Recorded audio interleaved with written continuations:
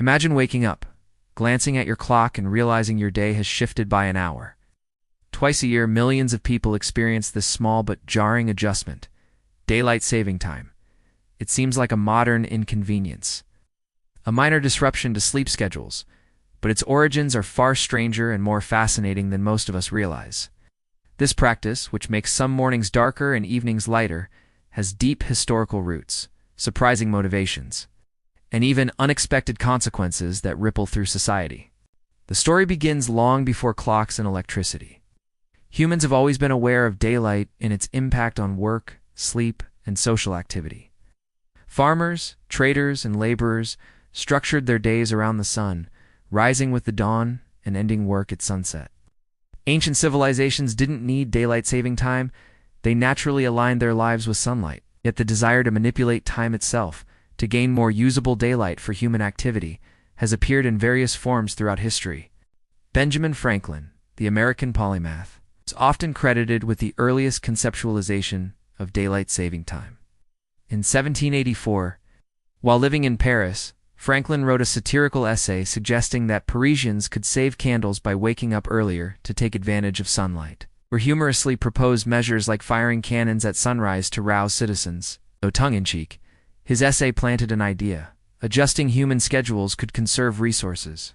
This concept of manipulating time to maximize daylight would re-emerge centuries later, with real-world consequences. In the late 19th and early 20th centuries, industrialization and urbanization created a growing need to synchronize human activity with daylight. Factories required laborers to adhere to rigid schedules, and cities increasingly relied on artificial lighting. Meanwhile, railroads struggled with inconsistent local times, complicating scheduling and coordination. Enter George Vernon Hudson, a New Zealand entomologist, who in 1895 formally proposed a system of shifting clocks to maximize daylight for leisure hours. Hudson's idea was rooted in practicality. He wanted more daylight after work to collect insects, a hobby with surprising influence on timekeeping history. Around the same period, Englishman William Willett independently proposed the modern concept of daylight saving time. Willett, an avid golfer, noticed that people wasted daylight in the early mornings during summer. In 1907, he published a pamphlet, The Waste of Daylight, advocating advancing clocks by 20 minutes each Sunday in April, then reversing in September.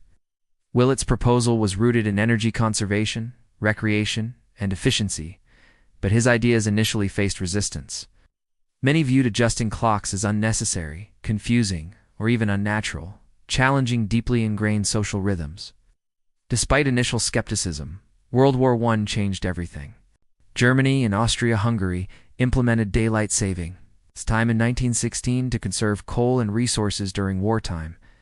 Britain and other European nations followed suit, seeing both practical benefits and nationalistic solidarity.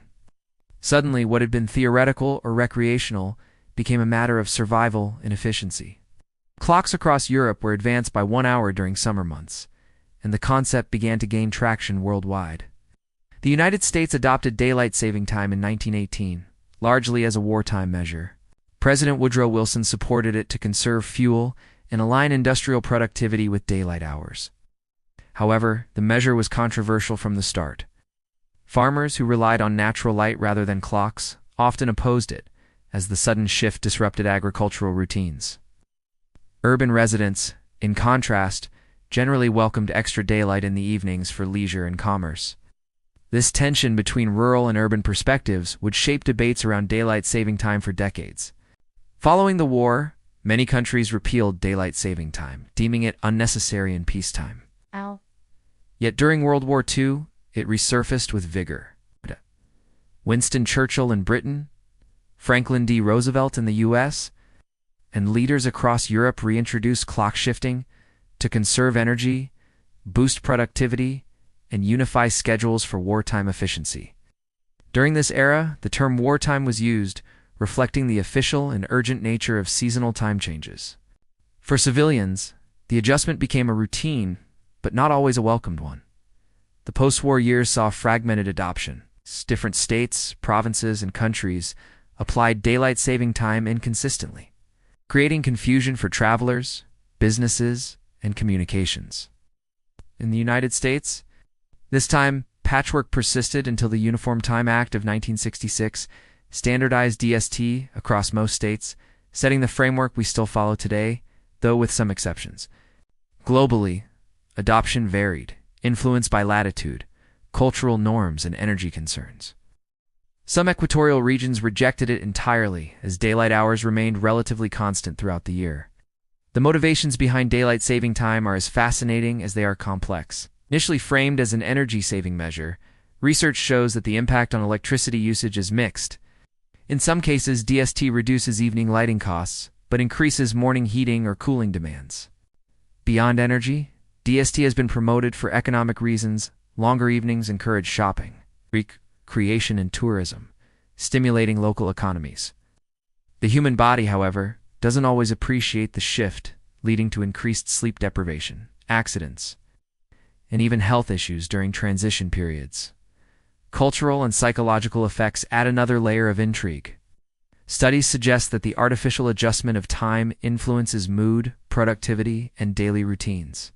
Some people thrive with the extra evening light, engaging in outdoor activities or social events, while others struggle with disrupted sleep cycles.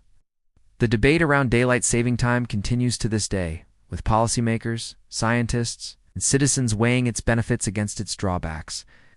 Interestingly, some countries have experimented with permanent DST, rejecting the clock rollback in fall. Others have abandoned it entirely, choosing to maintain standard time year-round. These choices reflect geographic, economic, and cultural priorities, highlighting how deeply intertwined timekeeping is with human behavior and societal organization. In a modern context, daylight saving time also intersects with technology. Smartphones, computers, and digital calendars now automatically adjust clocks, hiding much of the inconvenience. Yet, the underlying history satirical essays by Benjamin Franklin, the hobbyist entomologist George Hudson, the golfer William Willett, wartime pragmatism, and decades of legislative debate remain surprisingly rich and complex. Every spring and autumn, when we lose or gain an hour, we are participating in a practice shaped by centuries of innovation, experimentation, and sometimes contentious social negotiation. The story of daylight saving time reminds us that something as simple as a clock adjustment carries layers of human ingenuity, cultural negotiation, and historical evolution. It's a testament to humanity's ongoing desire to control time, to align daily life with natural rhythms, and to optimize productivity, leisure, and energy usage. What seems like a modern inconvenience is, in fact, the culmination of thousands of years of observation, experimentation, and adaptation. Next time you groggily roll out of bed after your clock shifts, or enjoy an extra hour of evening sunlight, remember that you are participating in a fascinating historical experiment. From satirical essays to entomology hobbies, from wartime necessity to economic strategy, daylight saving time is more than just an hour change. It's a window into human creativity, societal negotiation, and the ever-evolving relationship between humans and time itself.